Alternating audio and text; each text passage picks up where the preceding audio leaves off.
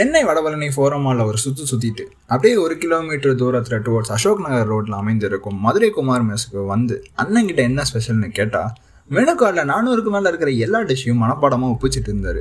அவர்கிட்ட 2 non veg meals, ஒரு chicken biryani, ஒரு சிக்கன் சுக்கா எடுத்துகிட்டு வாங்கினேன்னு அந்த அண்ணாவும் எடுத்துகிட்டு வந்தாங்க. நான்வெஜ் மீல்ஸ் பொறுத்த வரைக்கும் ஒரு மீன் குழம்பு, ஒரு மட்டன் குழம்பு, அதுக்கப்புறம் சிக்கன் குழம்பு, ரசம், மோர் அண்ட் ஒரு பொரியல் தந்தாங்க. அண்ட் நீங்கள் நண்டு குழம்பு வேணும் அப்படின்னா கேட்டு தான் வாங்கிக்கணும். And then taste wise non veg meals ஹோட்டலில் சாப்பிட்ட ஃபீல் வரல, வீட்டில் நம்ம சமைச்சு சாப்பிட்ட ஒரு டேஸ்ட் இருக்குல்ல, அந்த ஃபீல்லாம் எனக்கு வந்துச்சு. Chicken chukka was ultimate. Chicken பிரியாணியில் வந்து ஒரே ஒரு டிசப்பாயின்மெண்ட் என்ன அப்படின்னா, அந்த சிக்கன் பிரியாணி டேஸ்ட் வரல, ஏதோ தொன்ன பிரியாணி சாப்பிட்ட மாதிரி ஒரு ஃபீல் வந்துச்சு. மற்றபடி okay, it was fairly good. அதுக்கடுத்து சிக்கன் கொத்து பரோட்டா கேட்டோம். சிக்கன் கொத்து பரோட்டா வாஸ் அல்டிமேட்.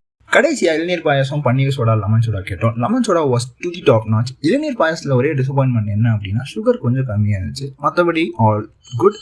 அண்ட் வந்து நீங்கள் இந்த ஹோட்டலுக்கு வந்தீங்க அப்படின்னா மறக்காமல் crab omelette and prawns omelette try பண்ணி பாருங்கள். நாங்கள் ட்ரை பண்ணல, பிகாஸ் அதோட காஸ்ட்டே வந்து ஒரு ஆம்லேட்டோட காஸ்ட்டே வந்து 480 rupees இருந்தாலும் நாங்கள் ட்ரை பண்ணல. அண்ட் இந்த ஹோட்டலுக்கு வந்து 3.5 to 3.8 இருக்க ரேட்டிங் கொடுக்கலாம்.